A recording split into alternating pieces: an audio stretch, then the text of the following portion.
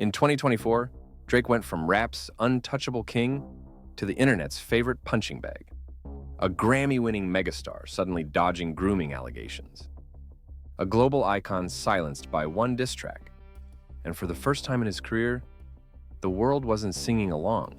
They were laughing. How did we get here? To understand the fall, we have to rewind to the peak, when Drake wasn't just running the game, he was rewriting the rules. Before we go on, please remember to like this video and subscribe to Legacy Lost so we can keep bringing you great stories. For over a decade, Drake wasn't just a rapper, he was the rapper. A cultural giant who defied genre lines, flooded charts, and stayed scandal-proof in an industry that eats its kings alive. No matter how you felt about his sound, emotional crooner or sharp lyricist, Drake built a blueprint for commercial dominance that nobody else could copy. The man didn't ride waves, he was the wave. By 2015, Drake was in a league of his own. He wasn't the hardest rapper out. He wasn't the most lyrically feared, but none of that mattered. He had mastered the balance. Street credibility, just enough to pass. Emotional vulnerability that connected with millions. And the marketing mind of a pop star. And then came Meek. It started with a tweet. Meek Mill, in the middle of his own album rollout, accused Drake of not writing his own verses. He name-dropped Quentin Miller, a ghostwriter who had quietly contributed to some of Drake's biggest tracks. In a genre built on authenticity, it was supposed to be a death sentence. But instead of panicking, Drake weaponized the moment. What came next changed how rap beefs were handled forever. Charged up, and then back to back. 2 diss tracks dropped in less than a week. Slick, catchy, memeable, and devastating. Where most rappers would come swinging with gritty bars, Drake dropped a diss that sounded like a radio hit. He mocked Meek with ease, made it a club anthem, and watched the internet do the rest. It wasn't just a lyrical win, it was a cultural moment. The diss was nominated for a Grammy. Drake showed that he could battle without leaving his lane, that he could be surgical with his pen and strategic with his platform. The rap world took notice. This wasn't just a chart topper. This was someone who could enter any arena and walk away with the win. The Meek Mill beef didn't just boost Drake, it bulletproofed him. It created the illusion that nobody could touch him, and for years, nobody did. Album after album crushed records. From Views to Scorpion, Drake didn't miss. Even when fans criticized him for playing it safe, the numbers told a different story. Billion stream debuts, Spotify domination. Every release felt like an event. Songs like One Dance, God's Plan, and In My Feelings weren't just hits. They were moments that seeped into every layer of pop culture. And unlike other rap titans before him, Drake avoided the landmines. No arrests, no major scandals, no public meltdowns. In an era where cancel culture was growing by the year, he kept his hands clean. Critics could hate, but fans kept listening. And most importantly, he controlled the narrative. But behind the confidence and chart dominance, cracks were forming. Because while Meek was an easy win, the next challenger would hit differently. Someone who didn't care about hits, someone who knew how to play ugly. That challenger was Pusha T. And when Pusha stepped into the ring, he exposed something the world hadn't seen yet. Drake bleeding. By the time 2018 rolled around, Drake had mastered the art of surviving storms. But the next one wasn't a storm, it was a surgical strike. Enter Pusha T. This wasn't some fly-by-night rapper looking for clout. Pusha was a veteran, known for his icy precision and drug-laced bars. More importantly, he had one thing that Meek didn't, nothing to lose. The spark came with Pusha's album Daytona, executive produced by Kanye West. On the track Infrared, Pusha reignited the ghostwriting controversy, jabbing at Drake over Quentin Miller. It was subtle, but direct enough to pull Drake back into the battlefield. Drake, confident as ever, fired back with Duppy Freestyle. It was sharp, dismissive, and vintage Drake, calling out hypocrisy, mocking Pusha's age, even sending an invoice for career revival. Fans applauded. It felt like Meek 2.0, another easy win. But then came the story of Adidon. Pusha didn't just respond, he detonated over the haunting beat of Jay-Z's The Story of OJ. He delivered one of the most brutal diss tracks in hip-hop history. No subliminals, no innuendos, just direct hits. He exposed Drake's secret son Adonis, something the public didn't even know existed. He mocked Drake's producer, 40, for his battle with multiple sclerosis. And he challenged the very foundation of Drake's carefully managed public image: authenticity, vulnerability, and control. Worse than the bars? The photo. Pusha released an old, unearthed image of Drake in blackface. It was jarring, confusing, and immediately viral. Suddenly, this wasn't just a diss, it was a PR crisis. The internet didn't just pick a side, they smelled blood. For the first time in his career, Drake was on the defensive. He scrambled to release a statement explaining the photo. The narrative had slipped away from him. He didn't respond with another track. Instead, he went quiet.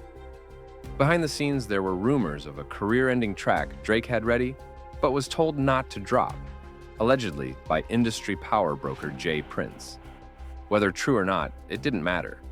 Because in hip-hop, silence is loud, and Drake's silence screamed. It didn't ruin him commercially. In fact, he bounced back with Scorpion, which still broke streaming records and delivered hits. In My Feelings went viral. God's Plan was an anthem. But something had changed. A crack had formed in the armor. The man who once danced effortlessly through rap beefs was now scarred. Not defeated, but undeniably touched. And the culture remembered. From that moment on, every critique of Drake started to hit a little deeper. Every joke, every meme, every bar, questioning his authenticity. They all traced back to Adidon. It was the first time the culture had seen Drake lose, even if only for a moment, and that moment never fully left him. Because what Pusha started in 2018, Kendrick would finish in 2024. For most artists, a diss track like The Story of Adidon would have been a death sentence. But Drake was no ordinary artist. He absorbed the hit, pivoted, and carried on. Scorpion still shattered records. His streams remained unmatched. The charts? Still his playground. But the energy around him was shifting. Where fans once celebrated every new Drake release like a global event, the excitement began to feel forced. The cultural grip that once made Drake both aspirational and untouchable was loosening. Not overnight, but slowly, track by track, year by year. The criticism started to stack. Certified Lover Boy dropped in 2021, and despite commercial success, it was labeled safe, bloated, and repetitive. Fans wanted growth. Instead, they got recycled aesthetics and Instagram captions. Then came, Honestly, Nevermind in 2022, an experimental dance album that some praised for risk-taking, but most dismissed as Drake trying to chase vibes he didn't originate. Suddenly, for the first time, people weren't arguing if a Drake album was Album of the Year. They were debating whether it even deserved a second listen. But the music wasn't the only thing shifting. The memes started to cut deeper. Drake, once the king of meme culture, was now the butt of it. Clips of him dancing, posing, or talking, and his ever-so-soft Toronto voice became viral jokes. The nickname BBL Drizzy caught on. He was called feminine, try-hard, overly sensitive. The cool veneer he wore for years was now being stripped off in real time. Still, the numbers protected him until they couldn't. Then came 2023 into early 2024, and everything collapsed. It started subtly. Rumors online, subtweets, screenshots, whispers that Drake had been DMing underage girls.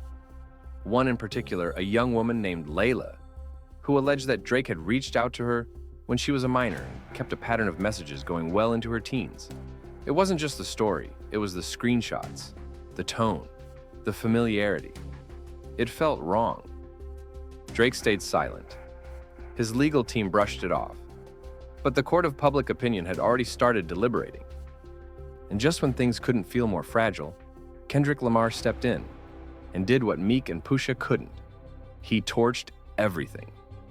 In a string of now historic diss tracks, Kendrick didn't just diss Drake, he disassembled him. line by line, layer by layer. He questioned his artistry, his integrity, his manhood, and most damning of all, his interest in young girls. On Meet the Grahams, Kendrick rapped directly to Drake's alleged victims. He listed names, described behaviors. He painted Drake not as a flawed man, but as a manipulative predator. The track hit like a nuke. Hip-hop hadn't seen a diss like this since Tupac's Hit 'Em Up. Only this wasn't bravado. It was surgical, haunting, and morally devastating. Drake, for the second time in his career, went quiet. He dropped a response in The Heart Part 6, but it didn't land. By then, the internet had already crowned Kendrick the winner. Even fans who once rode hard for Drake returning. Forums filled with threads like, "Drake's legacy is over. Can you still listen to him after this? And where does he go from here?" What made it worse? The memes. Again, AI-generated versions of Kendrick dissing Drake outperformed Drake's real songs. Clips of Kendrick performing Not Like Us at sold-out shows, while the crowd screamed every word were everywhere. This wasn't a lyrical L. This was a cultural exile. So where does that leave Drake? Let's be clear. Drake is still one of the most commercially successful artists of all time. His discography is stacked with classics. His streaming numbers still dwarf most rappers. He sells out arenas, drops features like Currency, has the kind of catalog that will be played at weddings, clubs, and cookouts for decades. But success and respect aren't the same thing. And for the first time in his career, the culture has stopped rooting for Drake, because what we're witnessing isn't just a fall from grace. It's a slow erosion of legacy. There was a time when every new Drake album felt like a moment, when even his smallest moves sparked conversation, when the phrase, "a Drake era," felt like a real thing, because it was. But now, his latest projects feel like content drops. His interviews are rarely memorable. His responses to criticism are either deflection or silence. The man who once commanded the narrative has lost the room, and what's left is complication. Some fans still love him, others tolerate him, and many more have started seeing him through a different lens, one shaped by grooming allegations, corny optics, and a refusal to evolve. The Drake persona, charming, vulnerable, clever, now feels like a mask he's struggling to keep on. And that's the key difference, because legacy isn't just built on what you do, it's built on how you're remembered. And right now, Drake is at risk of being remembered for the wrong things, for BBL jokes, for missed responses, for grooming rumors, for dancing awkwardly while a diss track annihilates his character. And most of all, for being the guy who once ran the game, but couldn't pivot when the culture changed. That's what makes this moment so tragic and so important. Because Drake isn't done. Not by a long shot. He could still come back. He could drop a soul-bearing project tomorrow, reclaim the spotlight, and remind the world why they fell in love with him in the first place. He could be vulnerable, sharp, urgent, everything people used to say he was. But he's running out of time and running out of goodwill. The Kendrick War wasn't just a beef, it was a mirror. And what it reflected back was a man who had become the very thing he used to mock. Out of touch, overexposed, and shielded by ego. Drake's not gone, but something is. The mystique, the invincibility, the magic. And the question now isn't, will Drake make a comeback? It's, when the smoke clears, who will still care?